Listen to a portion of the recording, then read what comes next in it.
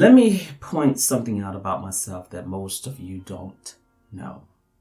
I'm the kind of person who likes to encourage, build up, and push people toward their purpose, their gifting, and their calling in God. I love to celebrate people regardless of what venture or avenue they choose, especially if there's a passion and that's what a person is called to do. Therefore, I'm not the kind of person who wants to shoot something down or be negative. My desire is to give constructive criticism that is honest and positive. The point is that I love to encourage and edify individuals. I get some kind of high and pleasure in doing so. But at times, I notice things that rattle my cage and leave me feeling perplexed and troubled. That's what I want to address today in my blog post, the phrase, God is dope. Now, God is dope is a popular t-shirt design. And I have to be honest, whenever I come across this t-shirt design, God is dope, my spirit becomes very grieved. For a long time now, I didn't know why this t-shirt design upset me so.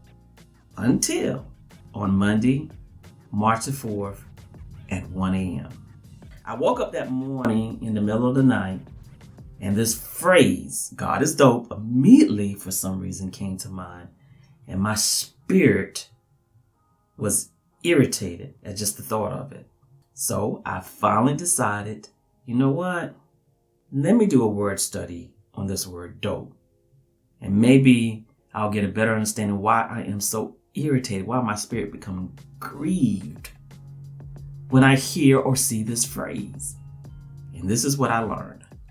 Now, let me start by saying that I get what the designer of this t-shirt is trying to say. I do get it. But we as Christians have to be mindful that we cannot allow our culture, its practices, attitudes, behavior, or language to influence the way we act, communicate, or speak. We as Christians are supposed to influence our culture and not the other way around. And yet, today, our culture is doing just that. Influencing the way Christians think, act, communicate, and speak. Take, for example, our language. Whenever our culture describes anything as good, it will say, man, that was bad. And when it describes something awesome, it sometimes declares, that is wicked, man. We, and I mean Christians, when we adapt to and adopt such dramatic change in our communication style and then try to attach this type of lingo to God, it misrepresents the pure meaning of our language while causing much confusion and distorts the image of a holy and righteous God. Case in point, the phrase, God is dope. When you do a word study of its origin, you can learn that dope has a very diverse and interesting background. Like many words, it takes on many different meanings.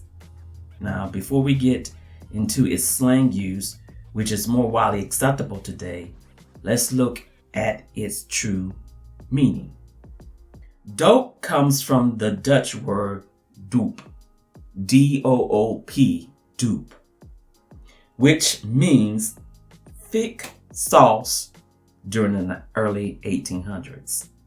But by the 1850s, this word started to transcend from one meaning, a thick sauce, to becoming a verbal insult.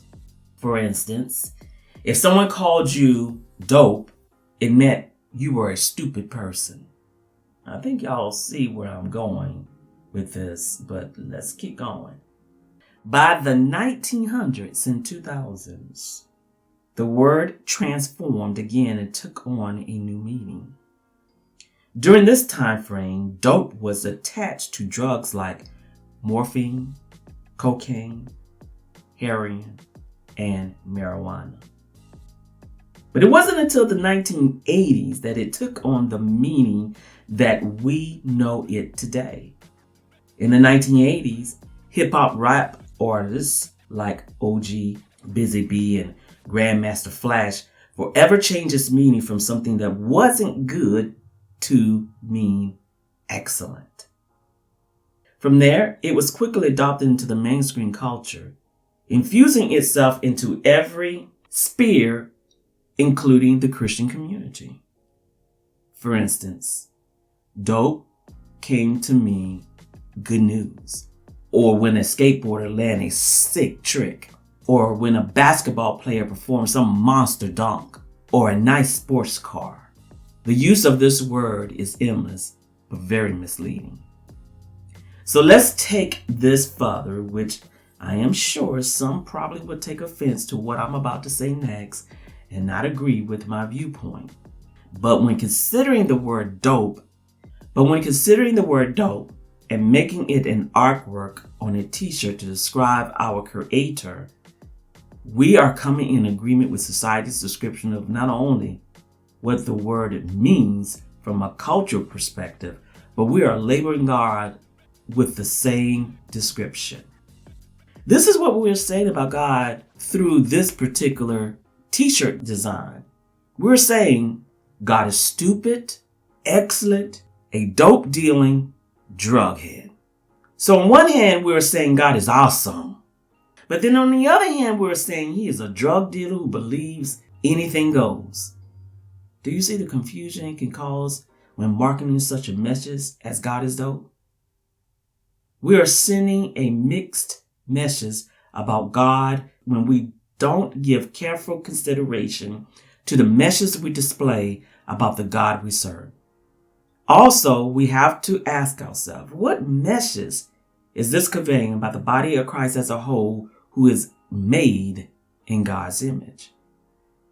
Are we also stupid, excellent, dope dealing drug heads?